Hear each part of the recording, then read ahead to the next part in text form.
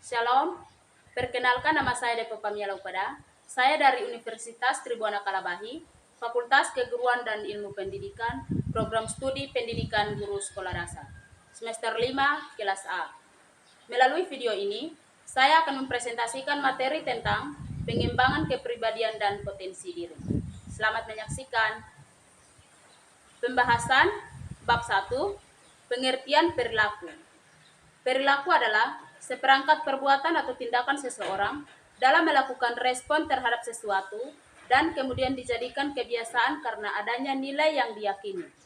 Menurut Soikicho, tahun 1993, perilaku diartikan sebagai suatu aksi-reaksi organisme terhadap lingkungannya. Sedangkan menurut Skinner tahun 1938, seorang ahli psikologi menyatakan bahwa perilaku merupakan respon atau reaksi seseorang terhadap stimulus atau rangsangan dari luar. Berikut B. Kegiatan psikis manusia.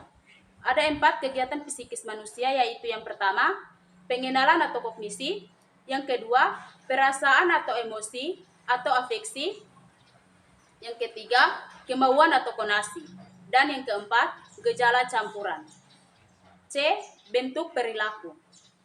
Yang pertama, perilaku tertutup. Perilaku tertutup adalah respon seseorang terhadap stimulus dalam bentuk terselubung atau tertutup. Yang kedua, perilaku terbuka.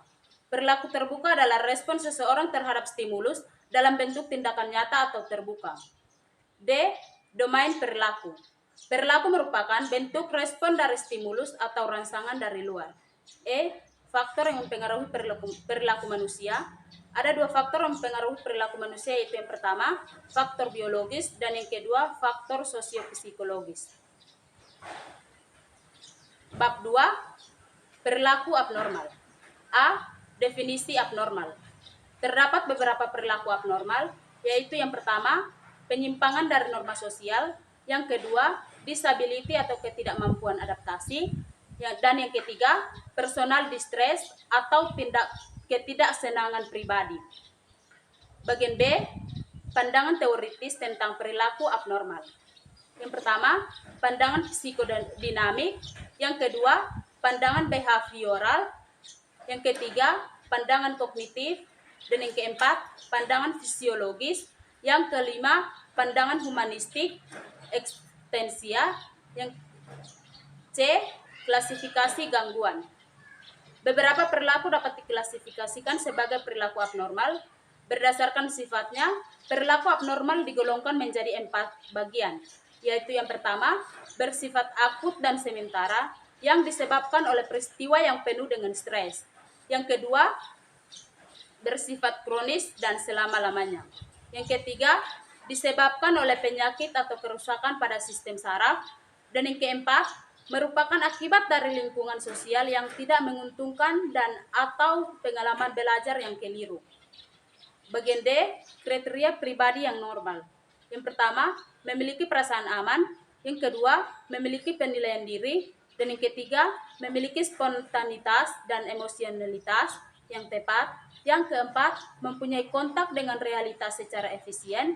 Yang kelima, memiliki dorongan-dorongan dan nafsu-nafsu jasmania yang sehat. Dan yang keenam, mempunyai pengetahuan diri yang cukup.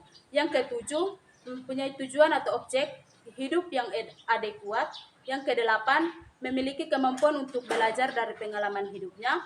Yang kesembilan, ada kesanggupan untuk memuaskan tuntutan-tuntutan dan kebutuhan-kebutuhan dari kelompoknya. Yang ke-10, ada sikap emantisipasi yang sehat terhadap kelompoknya dan terhadap budayanya. Dan yang ke-11, ada integrasi dalam kepribadiannya. Bab 3, persiapan pengembangan diri. A. Pentingnya pengembangan diri. Penting untuk melakukan pengembangan diri menurut Prima tahun 2021 antara lain, yang pertama, keluar dari zona nyaman, yang kedua, lebih percaya diri, yang ketiga, mengetahui skala prioritas. B. Cara mengembangkan potensi diri. Yang pertama, kenali diri sendiri. Yang kedua, temukan minat. Yang ketiga, ketahui dan hentikan kebiasaan buruk. Dan yang keempat, terus belajar. Yang kelima, temukan mentor. Dan yang keenam, cobalah mulai pelajari hal baru. Yang ketujuh, tidak takut gagal. Yang kedelapan, memupuk kepercayaan diri. Yang kesembilan, menggunakan waktu dengan baik. Yang kesepuluh, terbuka terhadap segala hal. Dan yang kesebelas, belajar dari pengalaman. Yang kedua belas, punya ambisi atau keinginan maju. Yang ke-13, menghargai diri sendiri dan orang lain. Dan yang ke-14, adanya dorongan untuk berprestasi. Berikut contoh pengembangan diri. Yang pertama, mengambil kursus. Yang kedua, bergabung dengan komunitas. Yang ketiga, cobalah mencari tantangan. Dan yang keempat, meningkatkan kemampuan interpersonal. Berikut faktor-faktor yang mempengaruhi perkembangan diri. Menurut Yusuf dan Nurhisan, tahun 2008 ada 2 faktor yang mempengaruhi perkembangan kepribadian, yaitu yang pertama, faktor lingkungan atau eksternal. Dipengaruhi oleh 3 faktor, yaitu yang pertama, faktor keluarga, yang kedua, faktor kebudayaan, dan yang ketiga, faktor sekolah. Yang kedua, faktor internal. Yang pertama, faktor genetik pembawaan, yaitu yang pertama, kecakapan dan keterampilan seorang anak.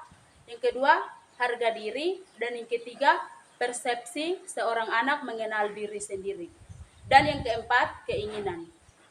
Bab 4, tahap pembinaan diri. Beberapa langkah pembinaan diri yang diakses, yaitu yang pertama, identifikasi tujuan pembinaan yang dilakukan. Yang kedua, tentukan format pembinaan yang Anda ingin terapkan. Dan yang ketiga, mengidentifikasi calon pembina. Yang keempat, mintalah seseorang untuk membina Anda. Yang kelima, pikirkan aktivitas atau diskusi yang akan dilakukan.